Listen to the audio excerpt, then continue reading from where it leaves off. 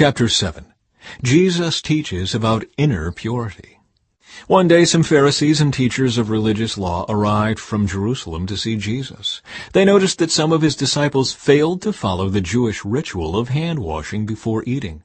The Jews, especially the Pharisees, do not eat until they have poured water over their cupped hands, as required by their ancient traditions. Similarly, they don't eat anything from the market until they immerse their hands in water.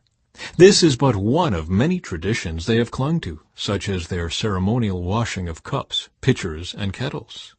So the Pharisees and teachers of religious law asked him, "Why don't your disciples follow our age-old tradition? They eat without first performing the hand-washing ceremony." Jesus replied, "You hypocrites! Isaiah was right when he prophesied about you, for he wrote, 'These people honor me with their lips, but their hearts are far from me. Their worship is a farce, for they teach man-made ideas as commands from God.' For you ignore God's law and substitute your own tradition." Then he said, "You skillfully sidestep God's law in order to hold on to your own tradition. For instance, Moses gave you this law from God: honor your father and mother, and anyone who speaks disrespectfully of father or mother must be put to death. But you say it is all right for people to say to their parents, 'Sorry, I can't help you, for I have vowed to give to God what I would have given to you.' In this way, you let them disregard their needy parents, and so you cancel the word of God in order to hand down your own tradition. And this is only one example among many others." Then Jesus called to the crowd to come and hear. "All of you, listen," he said, "and try to understand. It's not what goes into your body that defiles you. You are defiled by what comes from your heart." Then Jesus went into a house to get away from the crowd, and his disciples asked him what he meant by the parable he had just used. "Don't you understand either?" he asked.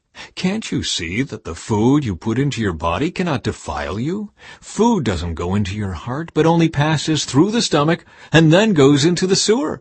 By saying this, he declared that every kind of food is acceptable in God's eyes. And then he added, "It is what comes from inside that defiles you. For from within, out of a person's heart, come evil thoughts, sexual immorality, theft, murder, adultery, greed, wickedness, deceit, lustful desires, envy, slander, pride, and foolishness. All these vile things come from within. They are what defile you." The faith of a Gentile woman. Then Jesus left Galilee and went north to the region of Tyre. He didn't want anyone to know which house he was staying in, but he couldn't keep it a secret. Right away a woman who had heard about him came and fell at his feet. Her little girl was possessed by an evil spirit, and she begged him to cast out the demon from her daughter. Since she was a Gentile born in Syrian Phoenicia, Jesus told her, "First I should feed the children, my own family, the Jews. It isn't right to take food from the children and throw it to the dogs." She replied, "That's true, Lord, but even the dogs under the table are allowed to eat the scraps from the children's plates." "Good answer," he said. "Now go home, for the demon has left your daughter." And when she arrived home, she found her little girl lying quietly in bed, and the demon was gone. Jesus heals a deaf man.